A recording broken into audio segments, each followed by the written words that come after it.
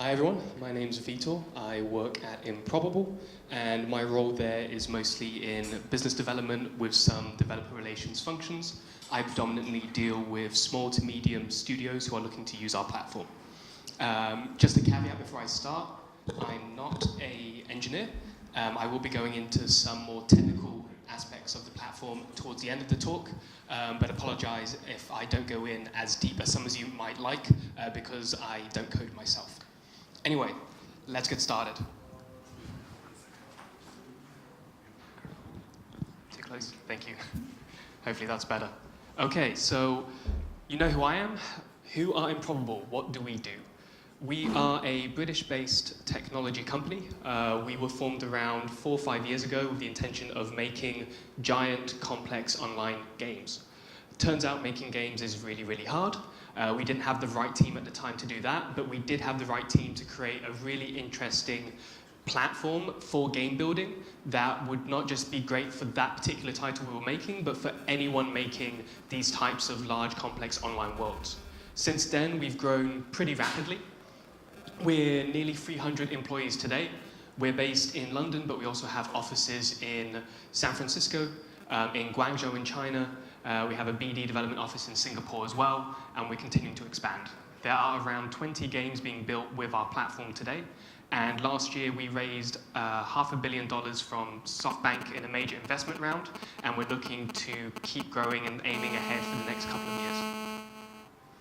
This is what I'm going to be talking about today. I promise to kind of keep the first two parts pretty brief, as I know most of you are here and are interested about the way that we integrate with Unreal. But before we get into that specifically, I just want to introduce you to the platform so you get some context for how we do things with the Unreal client-server model before kind of giving you a deep dive there. So, SpatialOS. What is our platform? What does it do? Why is it different from the ways that you traditionally make online games? On the right is usually how you would approach a client-server model for online games today. You have your players at the bottom of the image all connecting to a single box. On that box is usually your Unreal server running and maintaining your world. Now, that comes with limits. That box only has so much CPU power, only so much memory. You can only do so much with a single server. On the right is how we approach things. So we don't just have one server, we have potentially dozens or even hundreds, and they're all wrapped around in our runtime. The runtime is kind of essentially the core piece of the tech that sews together all of those servers into one seamless world, so players don't see the boundaries, they don't see the breaks. And as a result, you can do so much more. As you see on the right, we have that one instance of Unreal at the top there. That's the green image there with the 2 hammers, and it's controlling all those green entities. There's a limit to how many entities it controls. On the right, we don't just have one instance of Unreal, we have just 3 in this example image, and the world is much larger and more complex as a result. Not only are we a networking platform, but we are also your hosting provider for servers. We are a global platform with global reach. Today, we've partnered primarily with Google Cloud to enable you to have access to servers across the world. We also have a major partnership announced with NetEase in China, so we are going to have Chinese coverage as well, coming very shortly. So, what do you get when you partner with us? It's not just the ability to make more ambitious, complex online games. It's also the ability to maintain those and run those with all the information that you need when operating games as a service. What you're seeing here in the center is our top-down 2D web inspector, which I'll get back to later on in this talk. But that essentially provides you with a 2D representation of your world and all of your entities in real time via the web, and you can delete and query these entities while players are playing your game. We also have metrics and logging systems so that you can see what's going wrong, where it's going wrong. To the right of the central image, you'll see those grids, the light gray squares and the red squares. Those are showing you areas in your world that are particularly dense with interactions. So once you zoom out far enough, obviously you can't make out the individual entities, the dots, so we collate that information and give you a wider, holistic view of your world. But most importantly, these metrics and logs, all of these APIs are completely open. So if you have your own analytics platform, you have your own information that you're collecting, you can still use that and integrate that very easily with our platform to make sure that you understand how your players are playing the game and how they're affecting the world. So, in summary, what is our platform? You have the core infrastructure underneath, where we run and maintain those servers for you. Then you have the runtime, which was that wrapper around the servers that I talked about earlier. The services that come alongside that, so the APIs, the metrics, the logs, and then the core SDKs. When you're writing code, you can do it in C++, C# or Java. We don't really have any strong preferences. We're able to do automatic code generation based on that to target all of the relevant platforms that you want. We are multi-platform, we are cross-platform. And then the ecosystem, we have 2 out-of-the-box engine integrations. One thing that I really need to point out is that we're not doing any rendering on the cloud. We're not Gaikai, we're not on live, we're not video streaming. We are just offloading the CPU-bound elements of your title. All of the rendering, you choose how to do. And today I'm going to focus on the Unreal integration because we have a new approach coming that's going to be very similar to how a lot of you are working in Unreal today and will make adopting the platform and changing to the platform relatively trivial. So before I get into the specific examples with Unreal, I'm just going to give you a bit of a deep dive so you have context for some of the terms I'm going to be using. Now, a lot of you will understand the concept of an entity component system. We have basically taken that and done a mild variation. It's an entity component worker system. Worker here essentially just means the Unreal server. So your entities obviously can be anything in your game world. They can be a player, a tree, a rock. And then the components, each entity has a sub-list of components that affect it. These can be rigid bodies, they can be colliders, pathfinding AI, anything at all. And then the workers are those servers. They're the ones doing the real heavy lifting for your game world, powering your core game logic. And in our view of your game world, you can have hundreds of these. So I want to give you context with example. Here is an example of a Unity-based game that is running on our platform today, made by Bossa Studios. Some of you may know Bossa as the creators of Surgeon Simulator or I Am Bread, very physics-based emergent games. That's their specialization, that's what they like to do, is have games where their players create a lot of the fun and surprise themselves. And with that, they decided to make a MMO in Unity utilizing our tech. And not only that, it's a physics-based MMO. And they did that with a team of less than 20. So I'm going to give you a very short video just to kind of show you what that looks like. What we're going to start off seeing here is an ecology. This is not just an MMO because there's 1,000 players in an instance. There's also 10,000 AI in this world. And within each of these AI entities, they have various things such as hunger, thirst, they have needs and wants, and they actually go and explore the world even when players aren't around. The great thing of having a distributed system running in the cloud powering your game logic is it doesn't turn off. Your games are truly persistent, and you can have this extra level of complexity that isn't usually possible. Not only that, the world is huge. This is 160 square kilometers built in Unity. It is the largest open world game available in Unity today. And a lot of these islands are actually player created.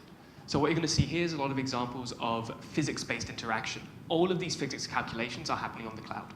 You're seeing trees get chopped down, roll down hills, and players kind of creating a lot of their own fun.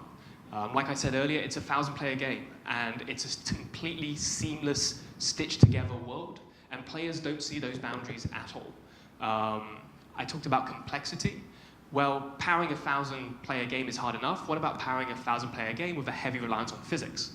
This ship is made of 250 parented entities that all have physical characteristics. If you shoot off a wing, it changes the way the ship moves. And not only that, the world is fully persistent. So everything that's happening gets saved in your cloud database so that if you shoot off a really cool engine and that engine falls on an island, it stays in the world. It doesn't disappear until another player interacts with it. So see some examples of combat here. Just going to skip forward to the next slide. Oops. Now, how does that look like on the back end? Kind of looks like this. Worlds Adrift is powered by 250 instances of Unity collaborating in the cloud. And what you're seeing here is a cross-section of the world. These circles are a centroid. They are the center of each instance of Unity's sense of authority in space. And those lines are basically the boundaries of what each individual server is controlling and doing. One thing to note is that these servers have a dynamic concept of load balancing, so they will shrink and grow depending on what is happening in their world. These are not static. We're not just chunking up your world. We're actually creating it in a way that you're able to dynamically adjust based on the load that a certain area is having. So what you're seeing here is each entity. You're seeing a lot of AIs. Those dense bundles are the islands, obviously, with trees, rocks, players, all of the resources that you need. And then you're seeing the squares around them choosing what each server is controlling. And what we're going to see here is a kind of more dynamic representation of what does that look like under the hood. Well, it looks like this. That's your world. We're just abstracting out this visualization so that you can get a sense of what that looks like when you're building the title. How does this all work? Very simply, we have the ability to do what is essentially a soft handover between each of these different workers or servers, as you might be familiar with them. So what you're seeing here is a single entity, that dot in the top, crossing 7 different servers. And what happens is there are these points of overlap where a server can speak to another and just let it know, hey, I'm going to take authority from that entity from you. Then they confirm, switch, and the player moves on without realizing that anything has happened at all. What kind of games can you make with that kind of technology? It's not just MMOs. People definitely peg us as an MMO engine, but it's a lot more than that. We have a team based out of Cambridge called Automaton, who are making a title called Mavericks. This is not Unity or Unreal, this is CryEngine. They built that integration themselves, so if you have a custom renderer, that's not a problem. We did not help these guys do that. They built that integration, they put it on GitHub, you can check it out now, and they're also a relatively small team. But they're also a small team that's making a 1,000-player battle royale game, where all of the players are fighting in the same world, with true world persistence. Every player leaves footprints. Every player's bullet holes stays in the world. If you pass by a piece of shrubbery, a bush, the bush moves, and it doesn't spring back. It stays deformed so that you can see, as a player, someone walked through that undergrowth. And as a developer, you can choose, does that persistence stay for a couple of matches? Does it stay for a week? Does it stay for months? That's up to you. We're not just working with the Mavericks team. Like I said, we have around 20 games in development today. We're also working with a studio based out in Seattle called Midwinter. They are also looking not just at player scale to help improve the interaction and immersion of their game, but also dynamic AI systems. So this is a slightly smaller focused title to show you that you can start smaller and get bigger. This is focused more on 60 players. So we're not looking at 1,000, we're not looking at hundreds, we're looking at 60, but in a world with hundreds of AI per player. So what you end up doing is really shifting that complexity and dynamism away from players themselves to the systems that you've built in the world. So this is the bit that you're actually all here for. Try to rush through that initial section to show you what does that look like with Unreal. Why do we make Unreal limitless? And I am going to put some air quotes there because, of course, there are limits. Nothing is truly endless, but what you are able to achieve today is an order of magnitude more than what you could otherwise. So why do developers like to use Unreal? There's a lot of good reasons for that, and we don't really want to mess with a lot of it. People love Unreal because of the networking APIs that come out of the box. It works. It's really solid, especially if you're building games like shooters. A lot of you know how to do that today, partially because they've made it relatively simple. Not only that, they've also made the workflows simple for everyone in your team. If you're in the prototyping stage, people love to use blueprints. Of course, that isn't a workflow that necessarily scales to full production, but if you want to empower your designers to have more of an impact in the earlier stages, blueprints are great. Of course, you're going to want to keep using those. And finally, they really focus on making it extendable. There's a lot of Unreal that is open source that you can add to, fork, do your own thing with it, and really customize it for your game because every game is different. But, like I said earlier, Unreal has limits. One box has only so much it can do, only so many connections it can handle, only so much CPU power, only so much memory. You're gonna run into instances where you can't do as much creatively as you'd like. I think the best examples I can think of that is if you were to take two extremely popular 100-player Unreal Engine games today, one that has construction. If you were to add true physics to that construction model, that server couldn't handle it. The other game, which is more of a hardcore experience, has 100 players. If you wanted to add, say, 1,000 zombies to the island you parachute onto, you probably couldn't. The Unreal Engine would fall over. So what we want to do is enable not just more technical possibility, but as a result, more creative possibility for you to give your players and to differentiate your titles on the market. And that's what I talked about earlier, you know, that sense of the runtime wrapping itself around multiple servers, stitching together your world in a seamless way. That's what we enable, that's what we empower. So, we are going to introduce something called the SpatialOS Unreal GDK.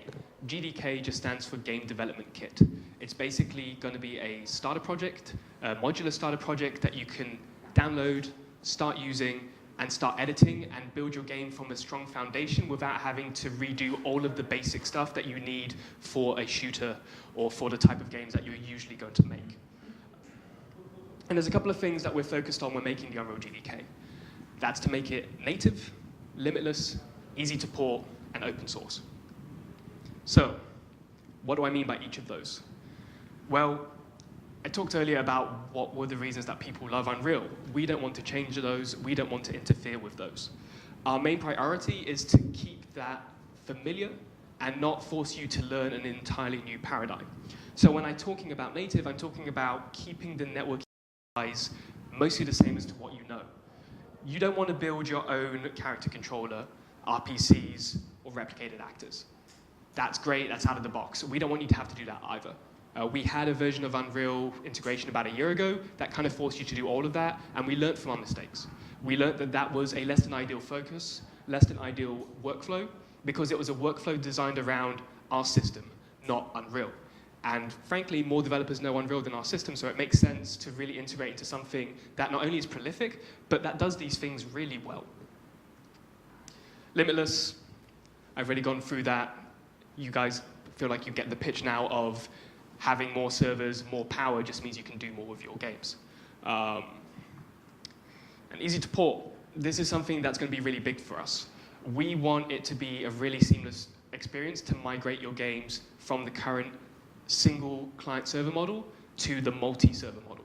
And we're looking at, right now in development at the office, we have a toggle box that just switches between Unreal networking layer and our layer. So when you're debugging the game, you can go back and forth and be like, well, was it my new system that broke this particular part of the game, or did I do something wrong in Unreal and at a fundamental level?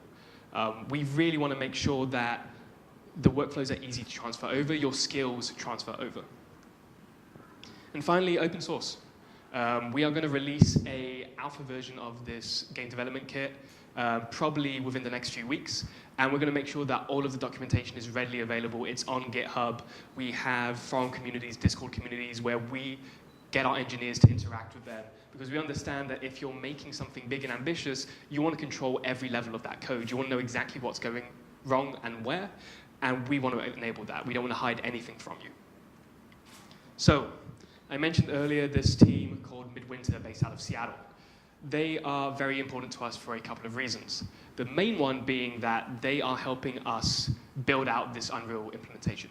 So you're not only getting our expertise as a distributed server provider, but you're also getting the expertise from a team that is led by the creative director of Halo 4, Halo 5, and Halo Reach. Midwinter is a breakaway studio that came out of 343 and is making their own title now.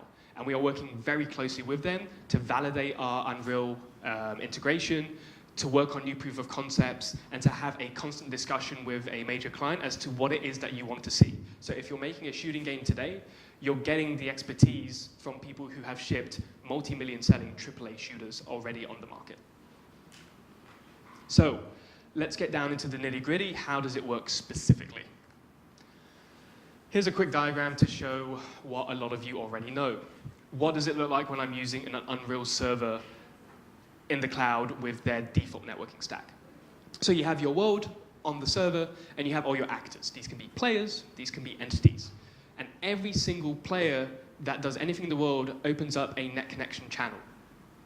And that sends up, does a little bit of interest management, and also works out based on your U properties and the U functions that you've set up, what's happening, what's changed in the world. Then that goes up to the IPNet driver, which collects all of that information, all of those individual connections, and then basically serializes it and sends it over the wire in bunches via UDP packets to each of your players. We change things a little bit. So the first thing that we do is we've replaced the net driver and the net connection with our own version. Now, when your actors do anything in the world, when your players actually interact with each other or with items, they don't open up separate channels. Those limits in connections that you had previously with Unreal disappear because there's just one channel. There's one big channel, and we basically fool the Unreal server into thinking that there's no interest management to do either because it's seeing the whole world. Unreal doesn't have this concept of being a distributed server built internally. We've done that behind the hood, so you don't have to worry about that.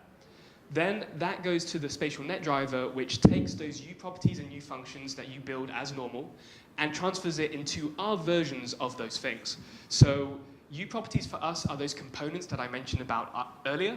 Replicated components are basically U properties. And then we have commands in the system, which are essentially our RPCs, which are the U functions that you've set up. So the Unreal server will collect all that information, transfer it over into our language and our terms, and then push it out into the runtime. Now that runtime, the thing that stitches together all those servers, now does a couple of things for you without you having to worry about it. It does all of that interest management on your behalf, so you don't have to worry about it. And then it also sends any changes that have happened out to players and to other Unreal servers that need to know the changes. Because, like I mentioned earlier, a game like Worlds Adrift has 250 servers running in the cloud. Those servers need to be updated on what's happened. And then finally, any changes that get written to entities, these get stored in a canonical database server-side. So your world has genuine persistence, and you can change things knowing that that information isn't going to get lost or dropped. If a server dies, it's already been written to the world. You don't lose that information. You're able to reload a new server and carry on just where you left off. So let's see that working in action. What you're seeing here is two Unreal servers, purple and red, and a player moving across both of those completely seamlessly and leaving a bunch of footprints permanently on the server. This is just using Unreal's default character controller. We haven't changed that at all. It's just plug and go. And not only that, this is server-side authoritative movement. So I mentioned blueprints, I mentioned workflows. This is how you would usually add an item to an inventory using blueprints in a pretty quick and dirty way. You've just added a function that lets someone pick something up in the world, and you've done that here. You've got a designer to put it into your prototype and test it out. There's going to be a couple of, you're doing this with RPC, and implemented it via blueprints. And you're probably wondering, well, what do I have to do to change it to the SpatialOS method? The answer is nothing. We do everything behind the curtain for you, so you don't have to.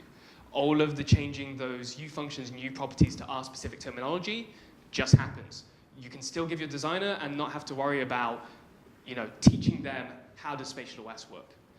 They don't need to know. They just do things like they've always done things. And that's a quick summary. I just saw a couple of people taking a photo of this earlier, so feel free to take another one here if you haven't grabbed that. But this is fundamentally how we envision things working on the Unreal GDK.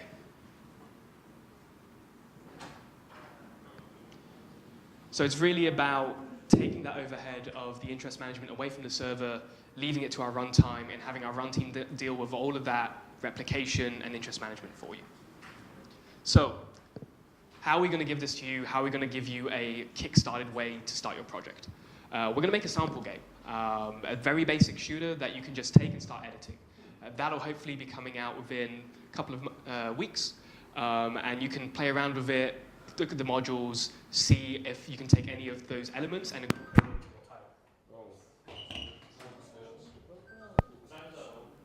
apparently, had 2 more minutes. Well, I basically came to an end there. I was just going to give you an overview of a quick demo that we had built internally with a team of around 7 people with a 1,500 player UE4 shooter. This was playable at our booth at GDC. Anybody who wants to see this, I'll just give you my business card once I'm done here. I had links and stuff on the slide deck, but clearly those are no longer usable. But that was basically it, honestly. So pretty good timing with the technical error. I'm going to hang around for a little bit here. If anyone wants to ask me questions or kind of quiz me on some of what I've said or just get information as to how you can get started with this, please get in touch. I'd be happy to talk. With that, I think I'll wrap up. Thanks so much for your time. Appreciate everyone who came down to see this. Thank you. Thank you, Vitor.